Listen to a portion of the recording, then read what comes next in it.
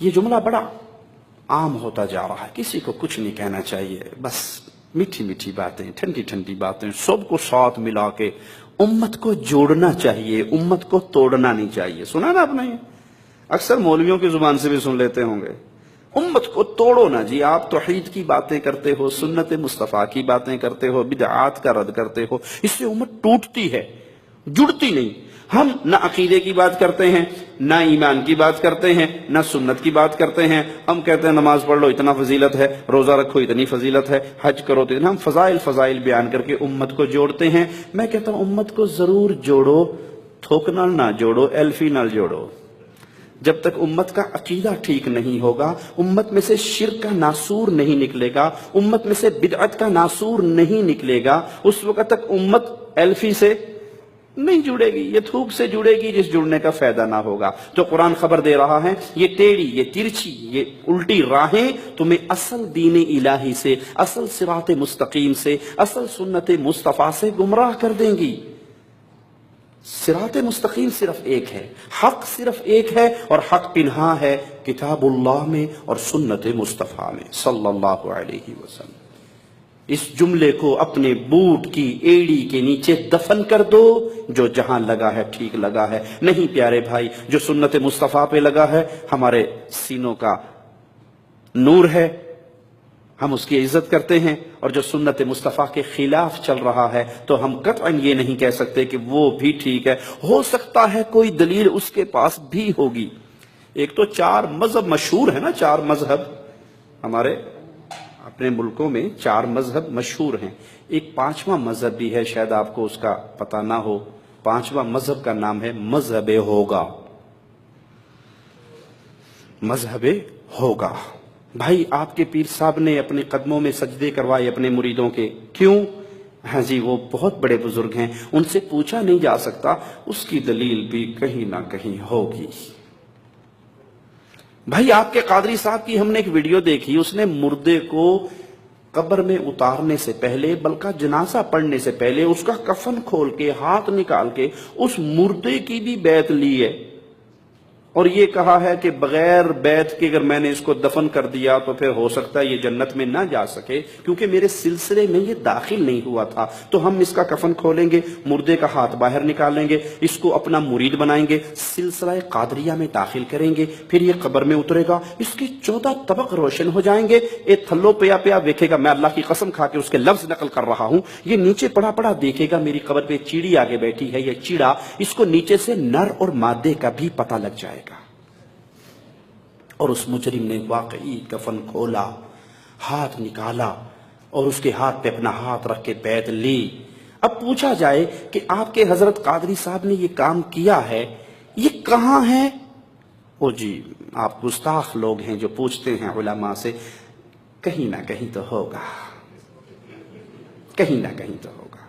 بھائی کس خو میں ہوگا اس کا نام تو بتا دو، کس کتاب میں ہوگا؟ بیڑا غر کے دارین میں ہوگا، بٹاک العلوم میں ہوگا، کس میں ہوگا؟ نام تو بتاؤ۔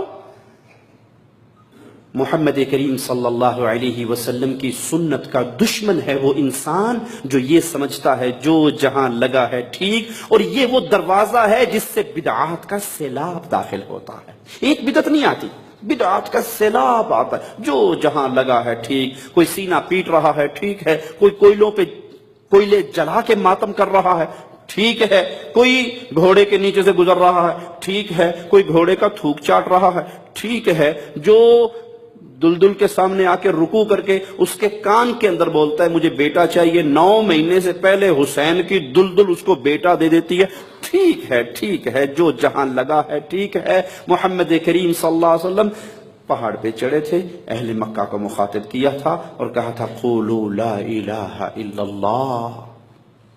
ایک جملہ، سب غلط ہیں، ایک جملہ سچا ہے۔ کفار مکہ نے آ کے ابو طالب کے سامنے شکایت ہی یہ کی تھی، تیرے بھتیجے نے گھر گھر میں لڑائی ڈلوا دی۔ آج کوئی نوجوان ہمارے مشائخ کے دروس میں آ کے جالیات سے جڑ کے مواحد بن جائے تو انڈیا پاکستان میں بابے کیا کہتے ہیں؟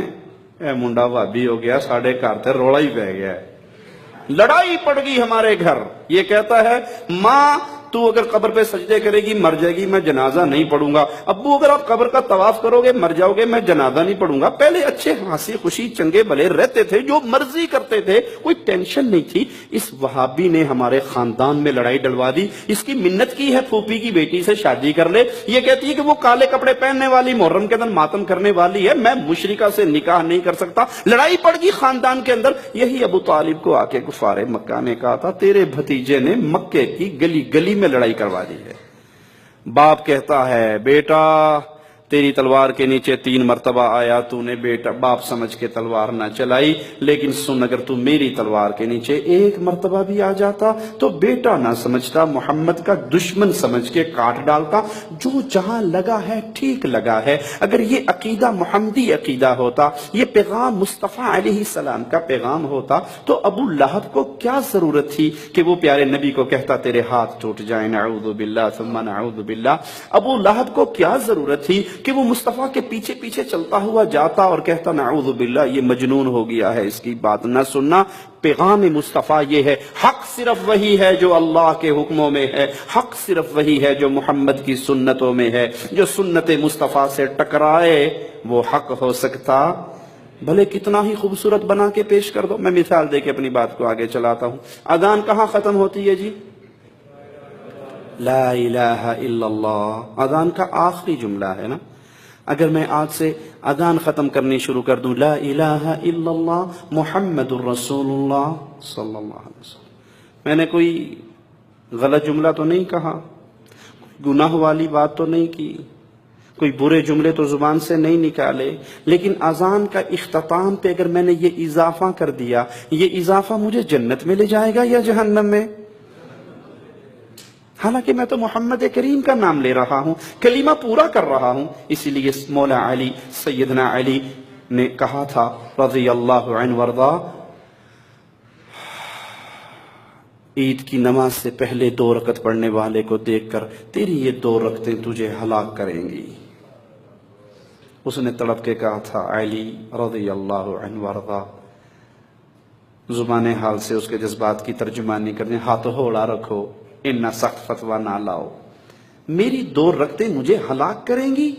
میں تو اللہ کے لیے نماز پڑھ رہا ہوں۔ کہاں پڑھ تو اللہ کے لیے رہا ہے، لیکن عید کی نماز سے پہلے محمد کریم نے عیدگاہ میں کوئی نفل نہیں پڑھے صلی اللہ علیہ وسلم۔ کہا کوئی بات نہیں، نبی نے نہیں پڑھے کوئی بات نہیں، کام تو اچھا ہے نا، میں پڑھ رہا ہوں اللہ کے لیے پڑھ رہا ہوں، گناہ تو نہیں کر رہا۔ کہا اگر یہ اچھا کام ہوتا تو محمد کر کے جاتے، امت کو بتا کے جاتے۔ قرآن دعوت دے رہا ہے آ جاؤ سنت مصطفیٰ پہ بدعات کو چھوڑ کر سیدھے راستے پہ آ جاؤ، ٹیڑھے راستے پہ نہ چلنا۔ ذالکم وصاکم بہ لعلکم تتقون، یہ اللہ تم کو تاکیداً حکم دے رہا ہے تاکہ تم متقی رہو۔